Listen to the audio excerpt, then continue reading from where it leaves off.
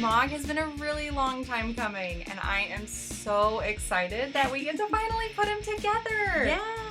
Where are we at with this guy? He had a little bit of like individual spikes and stuff that I've already glued on. I did what could be done without doing anything like major on him so far. What needs to probably be done is his front feet need to be assembled. On his wings, he has all these little spikes that come out, which I did not want to put on because I knew I was going to put them back in the box and I was afraid that they were going to snap off. Snap off, yeah. So on his body and then on his neck piece, he has these like spines of spikes and stuff.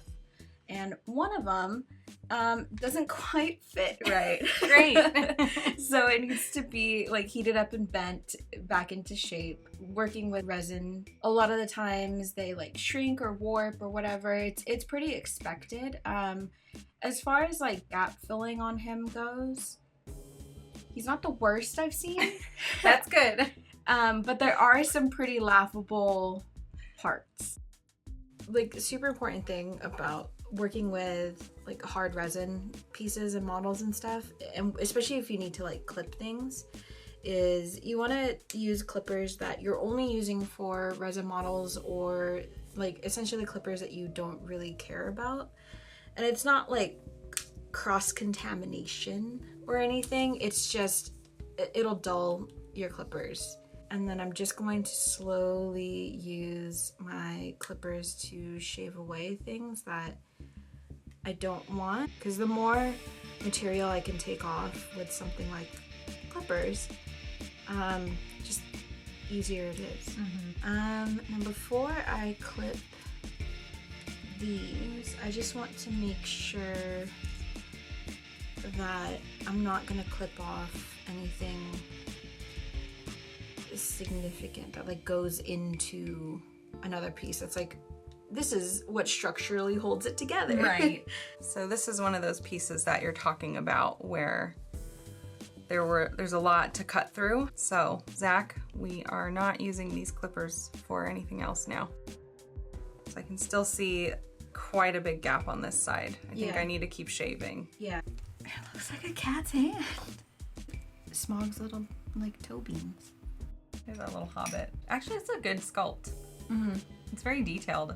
What is it about resin that people hate?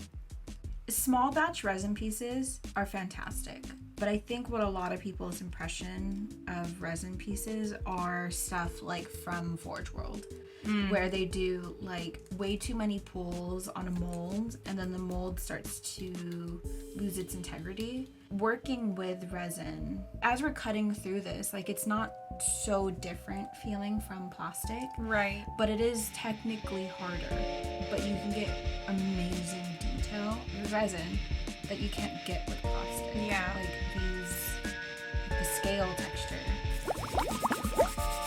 Oh, hi. How'd you guys get in here? Ooh. So what are we cleaning him with, Kat? Yeah, so this is just a solution of water with a little bit of dish soap. And it's very specifically dish soap because it's like a degreasing soap, but it doesn't have to be. Like, it's not going to make or break anything. It's just preferably something degreasing, because what we're trying to get off is the mold release. What will that do? Yeah, sometimes when acrylic paint or any paint gets in contact with mold release or some mold releases, it doesn't allow the paint to dry down fully, and it will always forever be tacky. So what's next week? So next we're going to get into pinning and assembly.